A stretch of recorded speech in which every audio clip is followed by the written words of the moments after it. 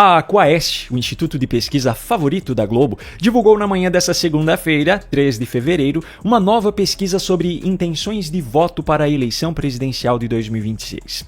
Me permita começar aqui mostrando os resultados apresentados. No cenário espontâneo, onde não é apresentado nenhum nome para o entrevistado, 9% declararam voto em Lula, 9% em Jair Bolsonaro, 1% em Gustavo Lima, 78% disseram estar indecisos, 2% escolheram voto em branco ou nulo e a soma de todos os outros nomes citados é de 1%. Nas pesquisas estimuladas, onde é apresentada uma lista de nomes ao entrevistado, em um cenário de primeiro turno com Lula, Tarcísio, Gustavo Lima, Marçal, Ciro Gomes, Romeu Zema e Ronaldo Caiado, Lula aparece com 30%, Tarcísio com 13%, Gustavo Lima com 12%, Marçal com 11%, Ciro com 9%, Zema com 3% e Caiado com 3%. Indecisos somam 5% e votos em branco ou nulo são 14%. Em outro cenário, sem Tarcísio, mas com Eduardo Bolsonaro, o filho do ex-presidente aparece com 11%, enquanto Lula tem 28% e os demais candidatos têm números parecidos com o cenário anterior.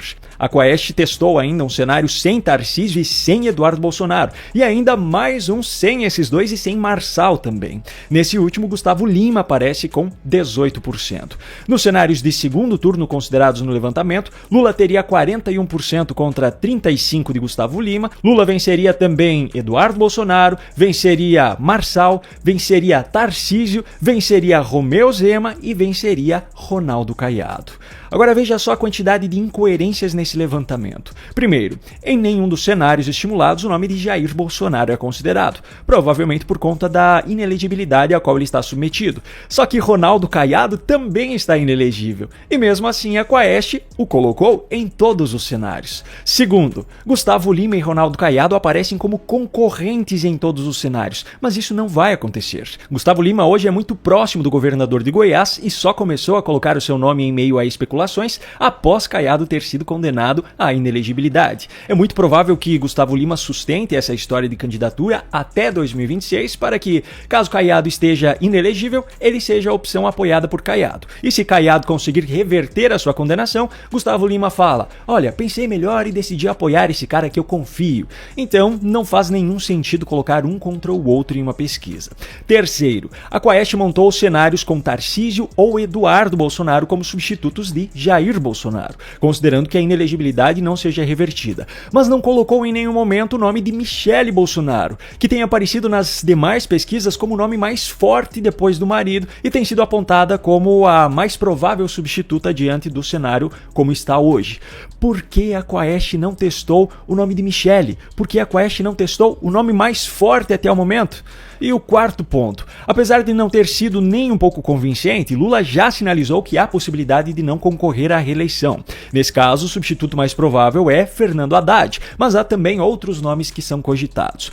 Por que a Quaest não testou nenhum cenário com Fernando Haddad ou qualquer outro no lugar de Lula? Será que é porque nas demais pesquisas em que o nome de Haddad e de outros petistas aparece, eles nem passam para o segundo turno na maioria dos cenários? Pois é, coincidentemente, o Instituto de Pesquisas favorito da Globo e tradicionalmente favorável à esquerda divulga essa pesquisa totalmente tendenciosa em favor de Lula apenas uma semana depois de ter publicado uma pesquisa sobre o aumento da impopularidade de Lula. Coincidentemente, a Quaest resolve divulgar agora uma pesquisa sob medida para que a imprensa militante publique manchetes como Lula lidera em todos os cenários de primeiro e segundo turnos, mostra a pesquisa Quaest. Lula lidera a disputa presidencial de 2026 e venceria rivais no segundo turno. Coincidentemente, o instituto favorito da Globo News divulga essa pesquisa agora para que os pseudojornalistas da emissora, que de forma surpreendente criticaram o governo Lula ao longo da semana passada, possam se redimir agora, mostrando essa superação do presidente Lula.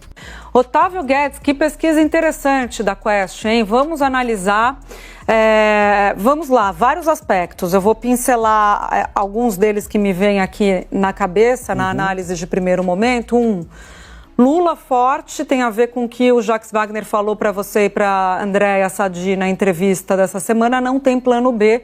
Lula está ganhando de todos nos cenários testados. E aí, você acha que existe alguma possibilidade de confiar nesses dados? Bom, se esse fosse o único absurdo que eu tivesse para mostrar no vídeo de hoje, ainda estaríamos no lucro, mas não é. Veja só o que disse hoje o presidente do Supremo Tribunal Federal, ministro Luiz Roberto Barroso, na abertura do ano judiciário. E destaquei, ao tratar da segurança jurídica, pesados presidentes, alguns fatores que fazem do Brasil um dos países mais atraentes do mundo, inclusive para investimentos. Estabilidade institucional, fronteiras consolidadas, boa relação com nossos vizinhos e com quase todos os países do mundo, ausência de conflitos religiosos, grande potencial de energias renováveis e espaço para crescimento em áreas diversas. Nas instituições de conhecimento pelo mundo afora, o Supremo Tribunal Federal é celebrado como a corte que ajudou a preservar a institucionalidade num momento da história em que se verifica a erosão democrática em muitos países, impulsionada pelo autoritarismo, pela arrogância e pela supressão de direitos. Portanto, em verdade, o judiciário brasileiro, ele subsidia a atuação judicial da Fazenda Pública e de todas as pessoas pobres brasileiras.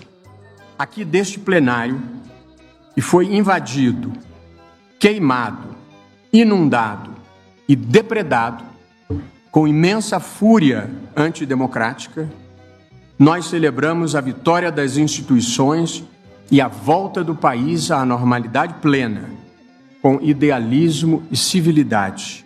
E lembro que todas as democracias reservam uma parcela de poder para ser exercida por agentes públicos que não são eleitos pelo voto popular, para que permaneçam imunes às paixões políticas de cada momento.